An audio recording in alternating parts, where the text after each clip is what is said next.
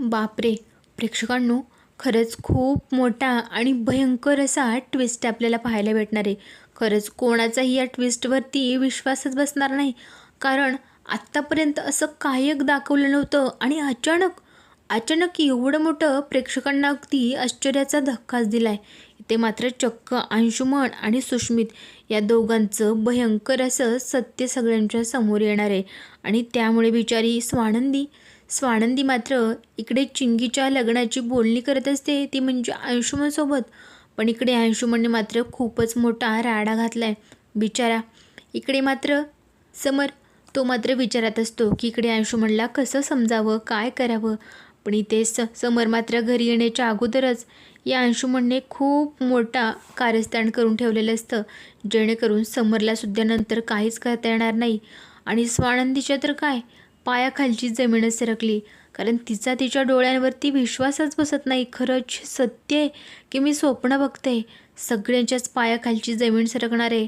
पण प्रेक्षकांनो, खरं वादळ मात्र आता स्वानंदीच्या आयुष्यात आणि चिंगीच्या आयुष्यात येणार आहे.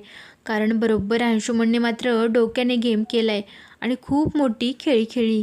आता हे सगळं काय असणार आहे, काय ट्विस्ट असणार आहे, हे सगळं पाहणं तर खूपच इंटरेस्टिंग असणारच आहे. आता मात्र प्रेक्षकांनो, अंशुमन चक्क सुष्मितसोबत लग्न करून येणार आहे आणि तेही चिंगी प्रेग्नेंट असताना. आता चिंगीचं आणि अंशुमनचं या दोघांच्या लग्नाची बोलणी घरी चाललेली असताना अचानक असा काही धप्पा देतोय ना अंशुमन. आता मात्र सगळ्यांना सांगू लागतो, आता ना माझ्या लग्नाची काही गरज नाही, कारण ऑलरेडी माझं लग्न झालं आहे. आणि त्याच वेळेस सगळे त्याच्याकडे पाहू लागतात. तर काय, तर मात्र इकडे अंशुमन आणि सुष्मित दोघेही लग्न करून अगदी लग्नाच्या वेशात आलेले असतात. आता सगळं सजलेलं लग्न करून आलेलं पाहून तर स्वानंदीला खूप मोठा धक्का बसलाय. ती बिचारी काही हा धक्का सहन करू शकणार नाही, कारण चिंगीसुद्धा तिला तितकीच जवळची. पण प्रेक्षकांनो, तुम्हाला काय वाटतंय? माझ्या मते तर खरंच अंशुमन याला काहीतरी शिक्षा व्हायलाच हवी.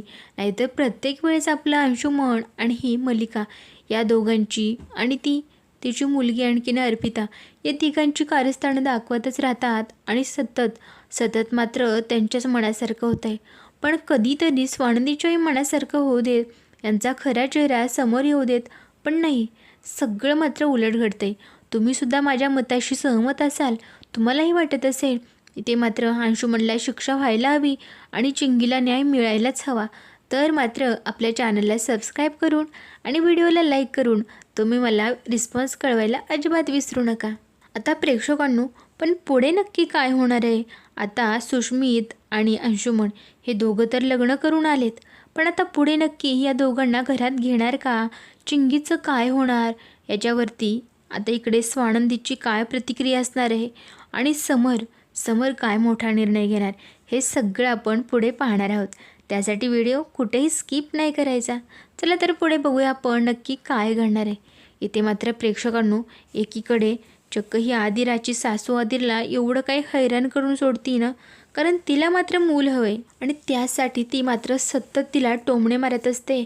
बिचारी आदिरा मात्र सगळं सहन करते.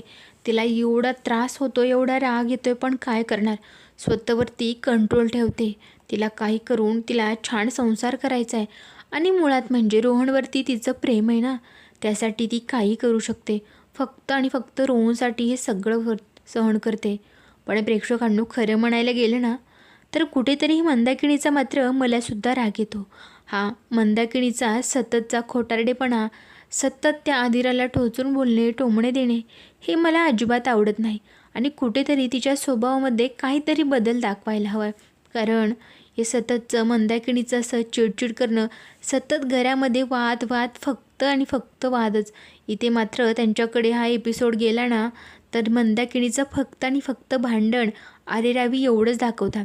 तुम्हाला काय वाटते? खरंच्या मंदाकिणीच्या वागण्यात थोडासा बदल करायला हवा आहे.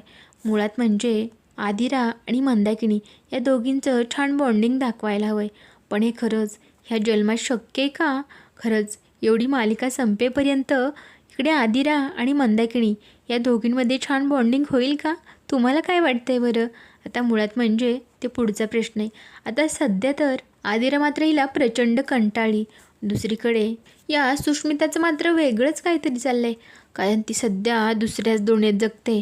सतत घरात काही ना काही बोलत असतात, पण तिला मात्र त्याचा कसलाही काडी मात्र फरक पडत नाही. ती मात्र सतत म्हणत असते, काय गाई, अगं मस्त एन्जॉय करायचं, जगायचं, आणि सतत फोनमध्ये बिझी असते.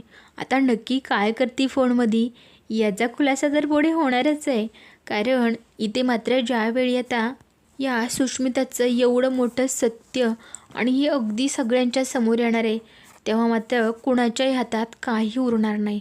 आता हे सगळं कुठेतरी या मंदाकिणीच्या लक्षात आलं होतं आणि तिने तिला जावंही विचारलं होतं, काय गं सुश, सतत कोणाशी बोलत असतेस, सतत एकटीच हसत असतेस, नक्की तुझं काय चाललंय, काय चाललंय मला सांग, मला कळायलाच हवं आहे.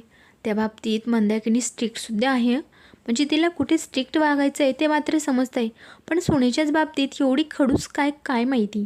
आणि मुळात म्हणजे आता तिने सुशला 1-2 वेळा जाबसुद्धा विचारलेलं, पण सुशने मात्र उडवाउडवीची उत्तरं दिलेली होती की नाही गं मम्मा, तू असं माझ्यावरती संशय घेते का, डाऊट घेते का माझ्यावरती, आणि मुळात म्हणजे मी माझ्या मैत्रिणीशी बोलत असते आणि तुला त्यात काय प्रॉब्लेम आहे गं, सांग ना. म्हणजे सतत मी कटकट करत बसायचं आहे का, भांडत बसायचं आहे का, सांग बरं, तुझं काय चाललं आहे नेमकं. आता त्यावेळी मात्र प्रेक्षकांनो इकडे मंदाकिणीला वाटलं खरंच ती बोलत असेल तिच्या मित्राशी, मैत्रिणीशी, कोणाशी. आता यावरती मंदाकिणीने काही फोकस केला नाही, पण इथेच मात्र तिची खूप मोठी चूक झाली. कारण सुष्मिता इथेच हाताच्या बाहेर गेलेली असते, म्हणजे हाताबाहेर गेली. आता तिकडे मंदाकिनी इकडे सुशला 1दा-2दा विचारूनही काही प्रश्नाची उत्तरे तिनं खरे दिली नव्हती. तर दुसरीकडे मात्र ही मल्लिका मात्र अंशुमनला ओरडत असते, अरे अंशू, तुझं काय चाललंय, आणि मुळात म्हणजे हे सगळे लोक तुझं लग्न लावायचं ठरवत आहेत, आणि अरे तू का असं गप्प बसला आहेस, खरंच काहीतरी कर रे, नाहीतर तुझं ना त्या चिंगीशी, त्या मोलकरणीशी लग्न होईल, आणि तुला हे हवं आहे का सगळं, सांग. खरंच मला तर ना ती चिंगी दिसली ना तरी अशी डोक्यात जाते ना. आता प्रेक्षकांनो इथे मल्लिका आणि चिंगी या दोघींचं एवढं काय असं वैर दाखवलं आहे ना, आणि त्यातच चिंगीनं त्या अंशुमनबरोबर ते सगळं आयुष्य काढायचं. खरंच बापरे, म्हणजे विचार करूनसुद्धा खूपच विचित्र वाटतंय. आता रिअलमध्ये असं कोणाशी झालं आहे का, म्हणजे खरंच एखाद्याच्या आयुष्यात एवढा विचित्र पार्टनर आहे का.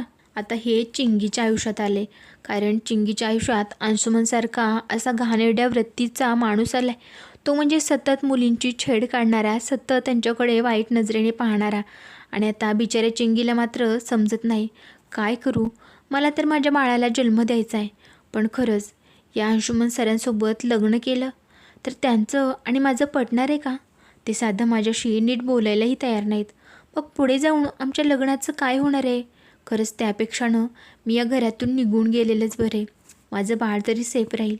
पण हे सगळं मात्र स्वानंतीला समजावून सांगते की नाही चिंगी, काही जरी झालं तरी तू कुठेही जाणार नाहीस, आणि मुळात म्हणजे तू कुठे जायचं नाहीस, कारण तुझं आणि अंशुमन तुमच्या दोघांचं लग्न मी लावून देईन. तुझ्या बाळाला जे हक्क असतील, तुझ्या बाळाचे जे सगळे हक्क मी तुला मिळवून देईन. आणि अगं राजवाडे आहेतच ना सोबत, आम्ही दोघंही तुझ्या पाठीशी खंबीरपणे उभेत. आणि काकूंचं नकोच गं तू मनावर घेऊ, हळूहळू त्यांचा रागसुद्धा निवळेल.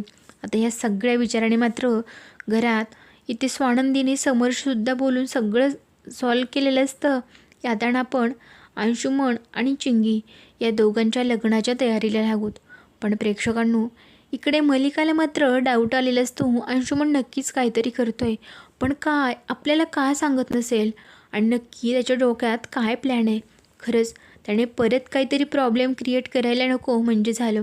आता इकडे मल्लिकाच्या डोक्यात एक प्रकारचं टेन्शनसुद्धा असतं, तर दुसरीकडे त्या चिंगीला धडा शिकवण्यासाठी कारस्थानंसुद्धा चाललेली असतात. आता त्यातच मल्लिकाचं डोकंही म्हणल्याच्या नंतर कारस्थानं तर खूप असणार आहेत. ती मात्र चिंगीला ओरडून सांगत असते की तुझ्यामुळे होतं आहे सगळं. बिचाऱ्या चिंगीला धक्कासुद्धा देते. आता त्याचवेळी इकडे अंशुमनही तिथे येणार आहे. त्यावेळेस मात्र चिंगीच्या आणि अंशुमनच्या लग्नाची बोलणी चाललेली, तेवढ्यातच तिकडून अंशुमनचा आवाज येतो, म्हणत असतो, आता माझ्या लग्नाची काही गरज नाही, कारण माझं लग्न ऑलरेडी झालं आहे. आणि मग काय प्रेक्षकांनो, सगळे त्याच्याकडे अगदी अवाक होऊन पाहू लागतात. तर समोर काय, तो एकटाच असतो, पण काही सेकंदातच तो त्याच्या बायकोला म्हणजे चक्क सुष्मितला जवळ घेतो. बापरे! हे सगळं पाहून तर या स्वानंदीच्या पायाखालची जमीनच सरकली. आणि आत्ता इथून पुढे मात्र खूपच मोठा राडा आणि तेवढंच इंटरेस्टिंग असा ट्विस्ट पाहायला मिळणार आहे. प्रेक्षकांनो, पुढे चिंगीचं काय होणार आहे? खरंच मल्लिका आता या सुष्मितला ॲक्सेप्ट करणार का सून म्हणून? आणि मुळात म्हणजे आता इथे हा अंशुमन आता सुष्मितला स्वानंदीच्या विरोधात भडकवणार आहे. मग पुढे काय होणार? त्या बहिणींमध्ये आता वाद होणार, यांच्यात भांडणाची ठिणगी पडणार आणि पुढे सगळं काय होणार आहे सगळं आपण पुढे पाहणार आहोत. त्यासाठी चॅनलशी कनेक्ट राहा आणि सबस्क्राईब करायला विसरू नका.